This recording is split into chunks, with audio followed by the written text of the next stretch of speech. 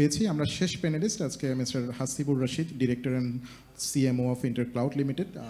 হাসিব ভাই, আপনার কাছে আমরা জানতে চাইব আসলে আপনি আসলে আগামী 5 বছর পরে বাংলাদেশের ডেটা সেন্টার এবং ক্লাউড সার্ভিসের কি প্রসপেক্ট দেখছেন, নাম্বার 1। এরপর আসলে জানতে চাইব আমাদের ফোরকাস্টিং, এটা 5 ইয়ার্স, 10 ইয়ার্স, 20 ইয়ার্সের জন্য লোকাল এবং ইন্টারন্যাশনাল কোলাবোরেশনটা কেমন হওয়া উচিত।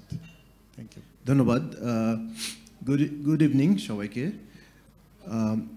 আমি লাস্ট বক্তা যেহেতু অনেক কথাই বলা হয়ে গেছে, তো উনি ফিউচার জানতে চাচ্ছেন আমার কাছে।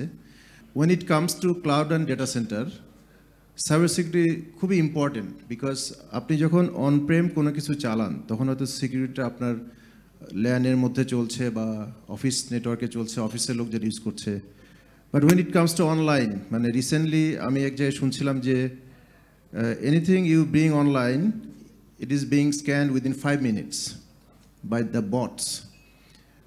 আগে হয়তো এটা 10 মিনিটস ছিল, এখন 5 মিনিটসের মধ্যে স্ক্যান হয়। সুতরাং যখনই আমরা ডেটা সেন্টার বা ক্লাউড নিয়ে কথা বলবো, cyber security is very important. আপনি অ্যাজ এন্টারপ্রাইজ, আপনার যদি ইনফ্রাস্ট্রাকচার সার্ভিস ইউজ করছেন যদি, তাহলে আপনার অ্যাপ্লিকেশনকে সিকিউর করতে হবে। আর যদি সফটওয়্যার যে সার্ভিস ইউজ করেন ফ্রম দ্য ক্লাউড, আপনার ক্লাউড সার্ভিস প্রোভাইডারকে ইনশিওর করতে হবে যে এটার সিকিউরিটি অ্যান্ড এভরিথিং। তো পুরো গ্লোবালি আমরা ট্রেন্ডটা দেখছি যে সব কিছুই ডেটা সেন্টার এবং ক্লাউডে মুভ করছে। আমাদের দেশেও হয়তো এসএমই অ্যান্ড স্টার্টআপস ক্লাউড শুরু করেছে ইউজ করা, বাট লার্জ এন্টারপ্রাইজ এখনও they have their own data centers, on prem বা প্রাইভেট ডেটা সেন্টার করছে, তারা এন্টারপ্রাইজ ডেটা সেন্টার করছে। বাট ট্রেন্ড শুরু হয়ে গেছে, যেহেতু এখানে সারফুল ভাই, মানুষ ভাই আছেন, যে ফেলিসিটি ডেটা সেন্টারে অনেকগুলো ব্যাংকস অলরেডি মুভ করেছে বা করছে। আর বাংলাদেশেও আসলে ডেটা সেন্টার বা ক্লাউডে আলটিমেটলি সবাইকে মুভ করতে হবে, বিকজ অর্থনীতির ভাষায় ইকোনমি অফ স্কেল। আমি ছোট জিনিস বানাবো, আমার কস্ট বেশি হবে, আমি বড় জিনিস বানাবো, পার ইউনিট কস্ট কমে যাবে।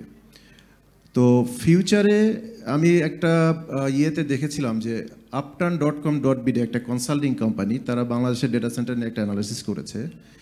তারা বলেছে যে লাস্ট ইয়ার পর্যন্ত বাংলাদেশের ডেটা সেন্টারে 6,000 কোটি টাকা ইনভেস্টমেন্ট হয়েছে বা হচ্ছে, বাট এর মধ্যে বোধহয় একটা কোম্পানি আসে না যারা 2,000 কোটি টাকা বলেছিল, ইন্ডিয়ান ইয়ত্তা ডেটা সেন্টার। তাহলে আমি ধরবো যে 4,000 কোটি টাকা ইনভেস্টমেন্ট হয়েছে।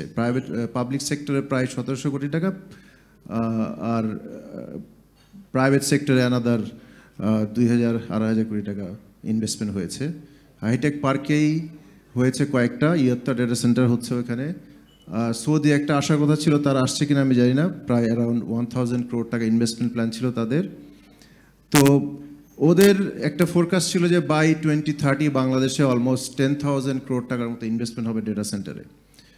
হয়তো অনেক কিছু চেঞ্জ হবে, এখন নতুন এসে আবার হয়তো অন্য কেউ ইনভেস্ট করবে এখানে, বাট এরকম একটা ফোরকাস্ট আছে বাংলাদেশে যে কত বড় হবে ডেটা সেন্টার মার্কেটটা। সেই জন্য বলছি যে ধরেন ডেটা সেন্টারের গ্রোথ হইতে হবে, ক্লাউডের গ্রোথ হইতেই হবে। বাংলাদেশে এখন লোকাল ক্লাউডের মধ্যে আমরা একটা ব্রিলিয়ান্ট ক্লাউড নামে একটা ক্লাউড সার্ভিস করছি। ফেলিসিটি ওনারাও নিয়ে আসছে নতুন ক্লাউড সার্ভিস। লোকালে আর একটা 2-3টা ক্লাউড সার্ভিস আছে বাংলাদেশে। হয়তো লার্জ এন্টারপ্রাইজে আমরা যাচ্ছি না, এসএমই অ্যান্ড স্টার্টআপস ইউজ করছে এগুলো, বাট ডেফিনেটলি সামনে হয়তো লার্জ এন্টারপ্রাইজে আসবে ক্লাউডে, যদি তারা ওই ভ্যালু পায়। এখানে মিস্টার ইসাক বলেছেন যে ট্রাস্ট ডেফিসিট, এটা কমন বাংলাদেশে। সেটা সফটওয়্যার কিনতে গেলেও ট্রাস্ট ডেফিসিট, ডেটা সেন্টারে যেতে গেলেও ট্রাস্ট ডেফিসিট, ক্লাউড সার্ভিসে যেতে গেলেও ট্রাস্ট ডেফিসিট। সেই জন্য মাসুদ ভাই যেটা বলেছেন যে স্ট্যান্ডার্ডাইজেশন, সার্টিফিকেশন, এটা কাস্টমার কি দেখবে আসলে, যে আপনার ডেটা সেন্টার বা ক্লাউডের কোনো সার্টিফিকেশন আছে কি না, কী ধরনের সার্টিফিকেশন আছে, যে সার্টিফিকেশন দিয়ে আপনি ডেটা সেন্টার বা ক্লাউডটা ইনফ্রাস্ট্রাকচারটা তৈরি করেছেন।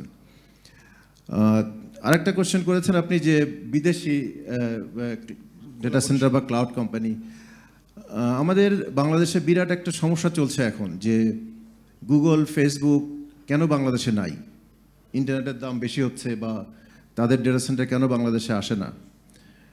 তো যখন বিদেশি ইনভেস্টমেন্ট আসবে, এরা তো হাইপার স্কেলার, ওদের স্কেল তো অনেক বড়। আসলে আমরা বলছি যে 18 কোটি মানুষের দেশ, এদের আসা উচিত আসলে বাংলাদেশে, যেহেতু তাদের অনেক কাস্টমার আছে বাংলাদেশে।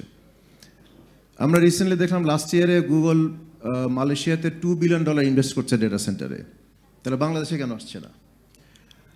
তো ডেফিনেটলি বাংলাদেশে তারা আসতে পারে। বাংলাদেশে যদি পলিসি তাদের জন্য ইনভেস্টমেন্ট প্রোটেকশন দেয়, তারা ডেফিনেটলি আসবে। আমরা তো এফডিআই চাই বাংলাদেশের জন্য। আবার আমরা চাই যে লোকাল কোম্পানি গ্রো করুক। হয়তো কোনো ধরনের পার্টনারশিপের স্কোপ তৈরি করতে হবে থ্রু পলিসি অর সামথিং, তাহলে লোকাল গ্লোবাল পার্টনারশিপের মাধ্যমে বাংলাদেশে ডেটা সেন্টার হবে। এই ধরনের কোলাবোরেশন ডেফিনেটলি হতে পারে, এখন হওয়া দরকার বলে আমাদের মনে হয় আর কি, যে কারণ লোকাল ইনভেস্টমেন্টকেও তো প্রোটেকশন করতে হবে আসলে। অপরচুনিটি অনেক সামনে, আমি যেটা বলছিলাম যে এটা ডাবল দ্য গ্রোথ হবে বাই নেক্সট 5 ইয়ার্স।